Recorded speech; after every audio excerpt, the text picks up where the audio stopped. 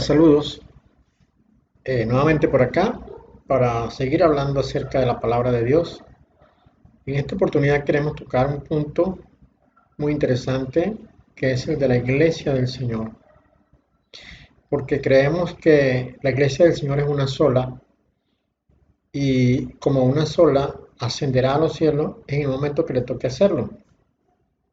Sin embargo, hay algunos que quizás están en el lugar equivocado y eso posiblemente les pueda ser tomado en cuenta por cuanto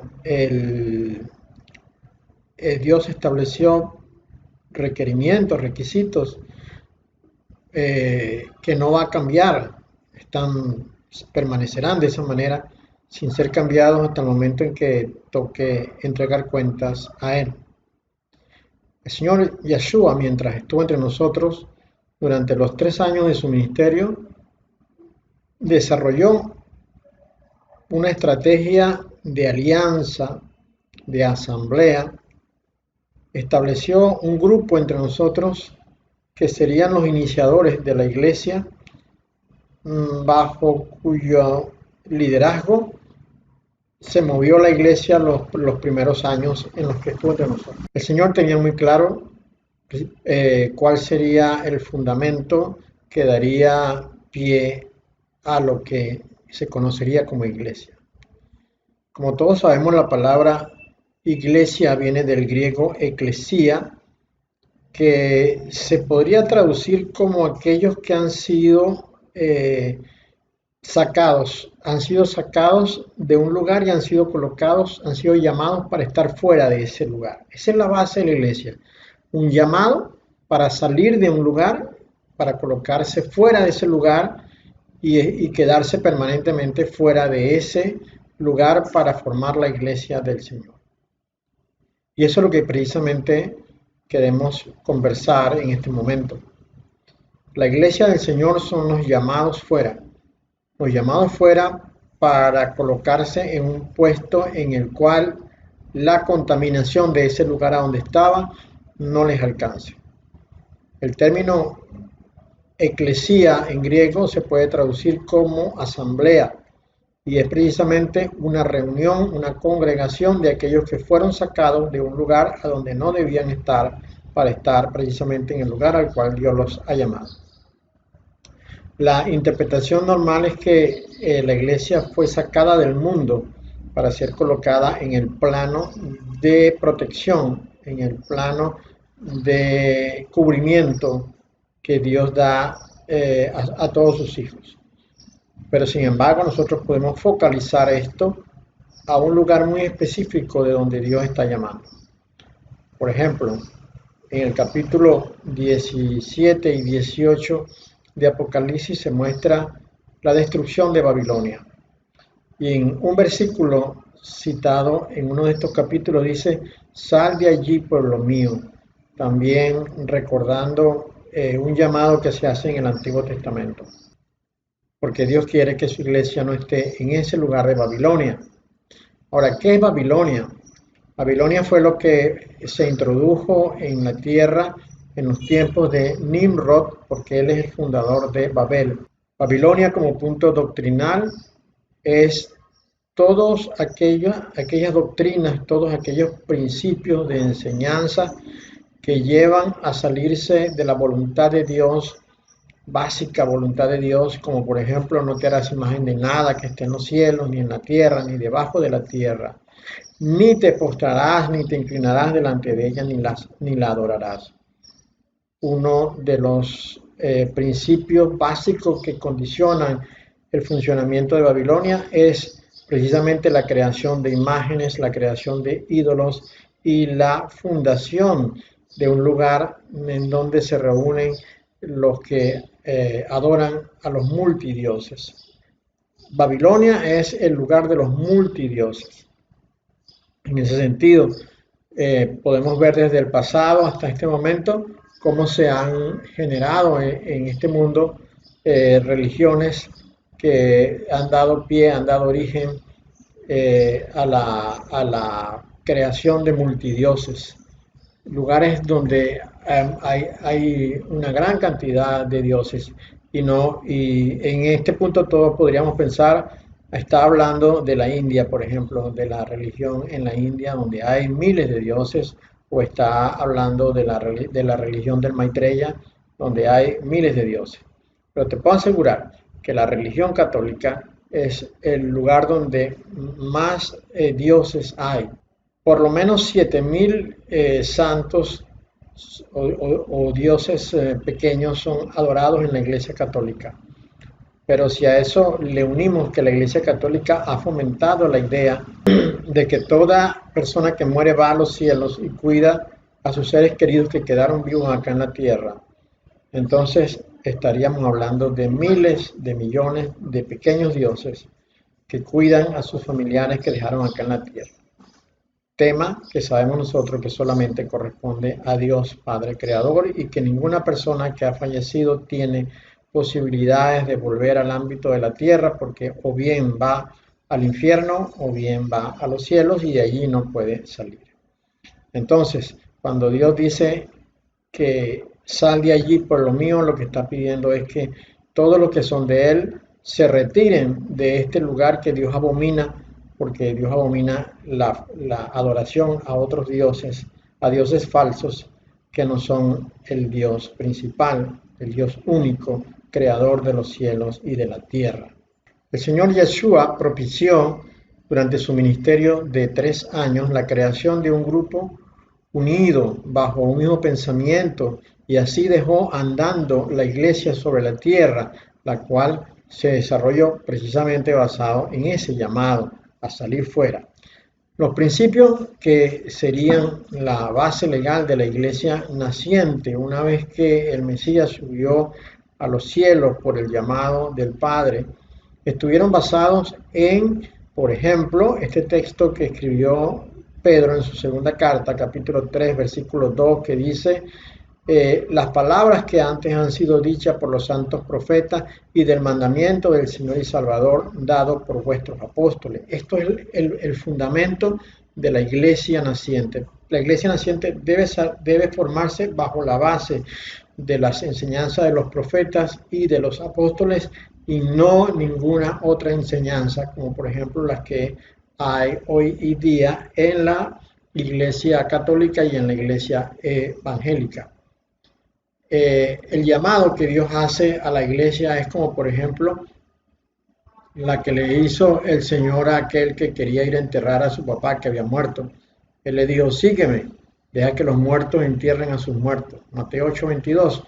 Esto es porque Dios, cuando el Señor llama, no quiere excusas de ningún tipo. Él llama para que le sigan y debemos seguirle tal cual como hicieron los apóstoles en su momento. La iglesia nació el día de Pentecostés. El Señor estuvo 50 días acá en la tierra después que resucitó. 50 días en los cuales impartió sus enseñanzas a todos sus discípulos, ¿verdad? Pero ya cuando estaba partiendo, cuando estaba a punto de ir a la presencia del Padre, que le preguntaron acerca de la restauración de Israel, le preguntaron: ¿restaurarás el reino de Israel en este tiempo? Y él les dijo: no os toca a vosotros saber los tiempos o las sazones que el Padre puso en su sola potestad, pero recibiréis poder cuando haya venido sobre vosotros el Espíritu Santo, y me seréis testigos en Jerusalén, en toda Judea, en Samaria y hasta lo último de la tierra. Y habiendo dicho estas cosas, viéndolo ellos, fue alzado y le recibió una nube que le ocultó de sus ojos. El libro de los Hechos muestra los primeros momentos de la iglesia naciente. Ya hemos hablado que la iglesia nació durante el día de Pentecostés, cuando el Espíritu Santo fue recibido en la iglesia que estaba reunida en el aposento alto. Y la palabra de Dios nos dice: y sobrevino temor a toda persona, y muchas maravillas y señales eran hechas por los apóstoles. Todos los que habían creído estaban juntos y tenían en común todas las cosas, y vendían sus propiedades y sus bienes y los repartían a todos según la necesidad de cada uno. Y perseverando unánimes cada día en el templo y partiendo el pan en las casas, comían juntos con alegría y sencillez de corazón, alabando a Dios y teniendo favor con todo el pueblo. y el Señor añadía cada día a la iglesia los que habían de ser salvos. Esto está en Hechos capítulo 2, versículos 43 al 47. Esta fue la iglesia naciente, la iglesia que se desarrolló después que el Señor subió al encuentro con el Padre. Sin embargo, esa iglesia comenzó a ser perseguida. No tuvo que esperar mucho tiempo la iglesia naciente para estar en persecución. Desde el mismo momento que inició el movimiento cristiano, se inició la persecución contra la iglesia. Los apóstoles fueron hechos presos en muchas oportunidades. Por ello es pues que sobrevino temor a toda persona. La iglesia naciente se mantuvo unida. La iglesia naciente se mantuvo unida y perseveraban unánimes cada día en el templo, como nos dice Hechos 4:32. Los primeros enemigos que tuvo que enfrentar la iglesia naciente fueron precisamente los de su propio país, la religión judía. En esos días dice la palabra de Dios que levantándose el sumo sacerdote y todos los que estaban con él, esto es, la secta de los saduceos, se llenaron de celos y echaron mano a los apóstoles y los pusieron en la cárcel pública. Esto está en Hechos 5, 17 y 18. La religión judía quería impedir a toda costa que la iglesia naciente hablara acerca del nombre del Señor Yeshua, ¿verdad? Pedro y Juan en una ocasión fueron llevados al concilio de la religión judía y se les mandó que no hablaran en el nombre del Señor Yeshua. Dice la palabra de Dios así. Sin embargo, para que no se divulgue más entre el pueblo, amenacémosles para que no hablen de aquí en adelante en nombre a hombre alguno en este nombre. Y llamándolos les intimaron que en ninguna manera hablasen ni enseñasen en el nombre de Yeshua. Y esto aparece en Hechos 4, 17 y 18. Luego que fueron liberados, Pedro y Juan volvieron a las calles a enseñar. Y las autoridades fueron avisadas de que ellos estaban haciendo esto y mandaron a apresarles nuevamente. Cuando los trajeron, les presentaron en el concilio y el sumo sacerdote les preguntó diciendo: ¿no os mandamos estrictamente que no enseñaseis en ese nombre? Y ahora habéis llenado a Jerusalén de vuestra doctrina y queréis echar sobre nosotros la sangre de ese hombre. Respondiendo Pedro y los apóstoles dijeron: es necesario obedecer a Dios antes que a los hombres. Luego, cuando Esteban fue martirizado, se desató un gran temor entre los hermanos. En aquel día hubo una gran persecución contra la iglesia que estaba en Jerusalén, y todos fueron esparcidos por las tierras de Judea y de Samaria, salvo los apóstoles. Hechos 8:1. Luego vino la persecución romana. Como dijimos, primero la judía, pero luego vino la persecución romana. Por ejemplo, Nerón persiguió a la iglesia, fue el primero que persiguió a la iglesia. Nerón quemó Roma e hizo parecer que eran los cristianos los que habían hecho esto. Luego vino la persecución de Domiciano entre los años 81 al 96. Se recuerda a este emperador por su crueldad y su ataque insidioso contra los cristianos. Allí fueron martirizados durante esta persecución. Luego llegó la persecución de Trajano del 109 al 111. Seguidamente, la persecución de Marco Aurelio del 161 al 180. Posteriormente, la persecución de Septimio Severo del 202 al 210. Septimio Severo usó la persecución como pretexto para atribuir a los cristianos la peste y el hambre que asolaba al imperio. Pero la iglesia estaba ganando poder y la adhesión masiva de fieles condujo al sentimiento popular anticristiano y su persecución en Cartago, Alejandría, Roma y Corinto aproximadamente entre 202 y 210. Después de esto vino la persecución de Maximino en el año 235 y después de la persecución de Decio entre los años 250 al 251. Seguidamente la persecución de Valeriano entre el 256 y 259. Más tarde la persecución de Diocleciano, que se conoce como la Gran Persecución del 303 al 313. Ya de último, la persecución de Juliano. Luego de Juliano vino Constantino, y Constantino, a casi 4 siglos de haberse fundado la iglesia naciente y haber sido perseguida durante todo este lapso, Constantino, según dice él, por una revelación, una revelación de Dios, decidió traer la paz sobre la iglesia y la constituyó como la religión oficial del Imperio Romano. Esto fue en el año 325. Constantino, luego de convertirse al cristianismo, hizo del movimiento cristiano la religión oficial romana.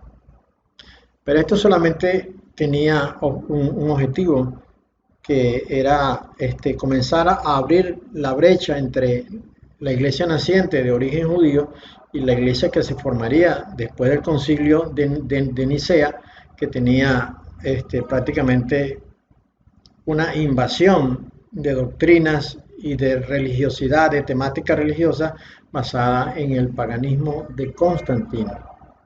Esta separación entre lo tradicional judío y el paganismo es lo que ha desencadenado en este momento en la Iglesia Católica. Dos cosas hizo Constantino. Primeramente, estableció que la Iglesia debía ser gobernada por un solo hombre, tal cual como era el imperio en ese momento, gobernada por un solo hombre, que era él mismo, Constantino. Así quería él que la Iglesia fuese gobernada por un solo hombre, y allí es donde nace el papado. Y otra cosa que estableció Constantino era que, así como el gobierno del mundo estaba en Roma, pues la iglesia tenía que tener su gobierno también centralizado en Roma. Y ahí es cuando se mueve la sede establecida por el Señor Yeshua en Jerusalén, la mueven a Roma, constituyendo esto una base de paganismo dentro de la iglesia naciente. Con el paso de los años, la iglesia confundida, la iglesia aturdida por la persecución de casi 4 siglos, pues no opuso ninguna resistencia a lo que Constantino estaba haciendo, y esto derivó entonces en 2 fracciones. Una fracción que era la iglesia verdadera, que quería mantenerse pura de acuerdo a los principios establecidos en la iglesia naciente del siglo cero, y otra, la iglesia falsa, que se derivó de acuerdo a Constantino y que terminó siendo en la Iglesia Católica. Pero para el año 500, con la aparición de Lutero, se formaría otra derivación. Veamos. Se conoce como la Reforma Protestante o simplemente la Reforma al movimiento religioso cristiano iniciado en Alemania en el siglo XVI por Martín Lutero, que llevó a un cisma a la Iglesia Católica para dar origen a las iglesias protestantes, que es lo que ahora se conoce como iglesias evangélicas. Las iglesias evangélicas son hijas de la Iglesia Católica porque nacen a partir de la protesta de Lutero, quien era un miembro de la Iglesia Católica. Era un monje de la Iglesia Católica, y de hecho la Iglesia luterana sigue usando el cuello clerical que usan los curas de la Iglesia Católica. Otra denominación usada para este movimiento por algunos historiadores, como por ejemplo Ricardo García Villoslada, es el de la Revolución Protestante. La Reforma tuvo su origen en las críticas y propuestas con las que diversos religiosos, pensadores y políticos europeos buscaron provocar un cambio profundo y generalizado en los usos y costumbres de la Iglesia Católica, además de negar la jurisdicción del Papa sobre toda la cristiandad. Este era un punto focal muy importante. El movimiento recibiría posteriormente el nombre de Reforma Protestante por su intención inicial de reformar el catolicismo con el fin de retornar al cristianismo primitivo o cristianismo original. Este movimiento comenzó con la predicación del sacerdote agustino Martín Lutero, quien revisó la doctrina de la Iglesia Católica según el criterio de su conformidad a las Sagradas Escrituras. En particular, rechazó la teología sacramental católica que, según Lutero, permitía y justificaba las prácticas como la venta de indulgencias consideradas como un secuestro del Evangelio, el cual debía ser predicado libremente y no vendido. Encontramos entonces que Los primeros en abrirse de la Iglesia Católica y formar su Iglesia Protestante fueron los seguidores de Lutero, y es lo que se conoce como la Iglesia Luterana. Esto nació en 1517. Luego vinieron los anglicanos. Su origen data del año 1534, y esto debido al conflicto que hubo entre el Papa y el rey Enrique VIII de Inglaterra. Este último declaró nulo su matrimonio sin autorización del Vaticano para poder casarse con Ana Bolena. Esto dio origen al grupo de protestantes llamados los anglicanos. Seguidamente vinieron los presbiterianos. La reforma iniciada en Inglaterra durante el siglo XVI se extendió prontamente entre las islas vecinas hasta llegar a Escocia, en donde el sacerdote John Knox se convirtió en un aliado de la corona al generar un frente común contra los católicos franceses, expulsándolos de la isla. Posteriormente, muchos de sus miembros jugaron un importante rol en la independencia de los Estados Unidos. Luego, ellos nacieron en Inglaterra a comienzos del siglo XVII, siendo disidentes del anglicanismo. Los metodistas surgieron en Inglaterra a comienzos del siglo XVIII por medio de los hermanos Wesley, jóvenes predicadores anglicanos quienes practicaban el evangelio de una manera muy metódica, es decir, estableciendo ordenadamente momentos de oración, ayuno y lectura de la Biblia durante la semana. Los pentecostales surgieron durante el siglo XIX en Estados Unidos por medio de movimientos cristianos que buscaban rescatar las manifestaciones espirituales de los primeros discípulos de Yeshua, tales como la capacidad de profetizar, hablar en lenguas desconocidas y sanar enfermos. Si bien es una de las denominaciones más recientes, se replicó con rapidez en otros países durante el siglo XX, siendo una de las denominaciones evangélicas con mayor crecimiento durante los últimos años, especialmente en América Latina.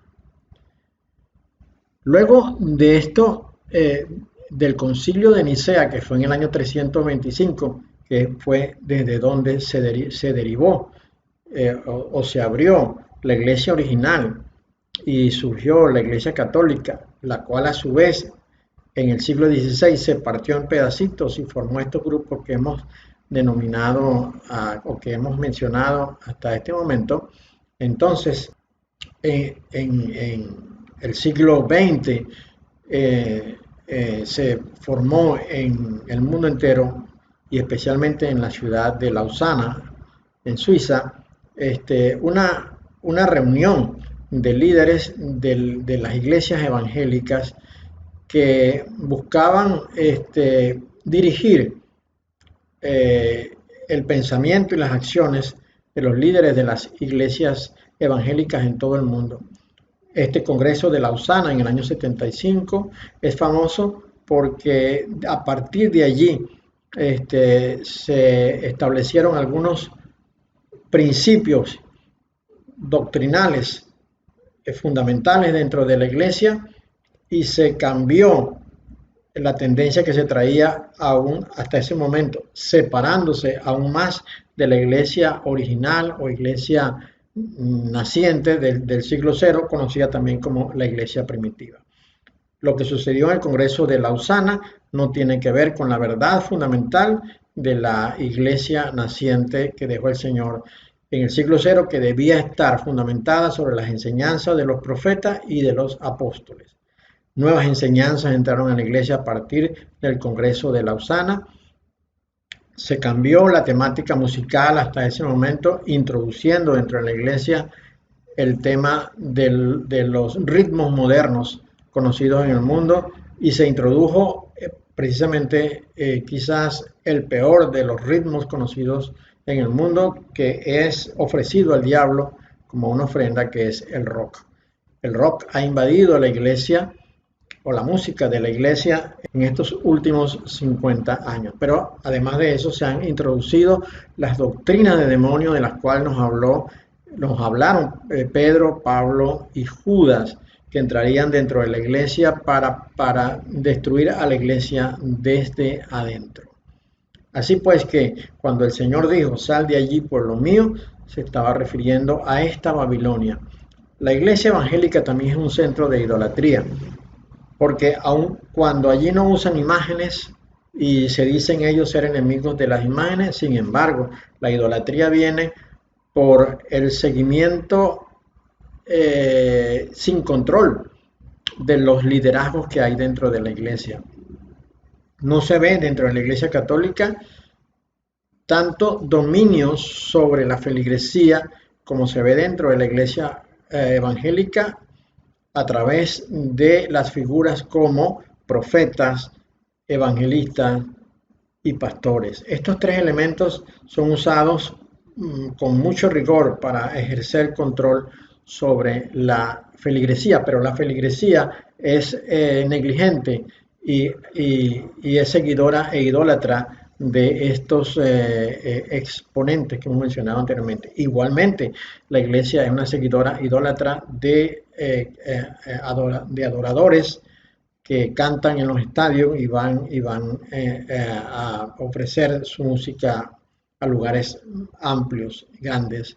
Y hemos visto cómo en los últimos 30 años, 40 años, han surgido los ídolos dentro de la música cristiana, hombres que siendo pastores, que siendo evangelistas, que siendo profetas, pero además que siendo cantantes, se han enriquecido a costa de lo que ellos hacen porque han encontrado una feligresía sumisa, postrada, arrodillada. Por eso el Señor dice, sal de allí por lo mío, y es el llamado a volver a los principios de la iglesia del siglo cero, a regresar a la iglesia naciente. Esa es la verdadera iglesia, la que respeta los enunciados dados por los profetas, por los apóstoles y las palabras, principalmente las palabras que el Señor Yeshua dejó entre nosotros. Por eso es importante que la iglesia reaccione y salga de donde no debe estar. Esa es el verdadero explicación, la verdadera definición de la iglesia. Sal de allí, los sacados fuera, para estar en el ámbito donde Dios cubre, donde Dios protege y donde Dios enseña. Dios te bendiga.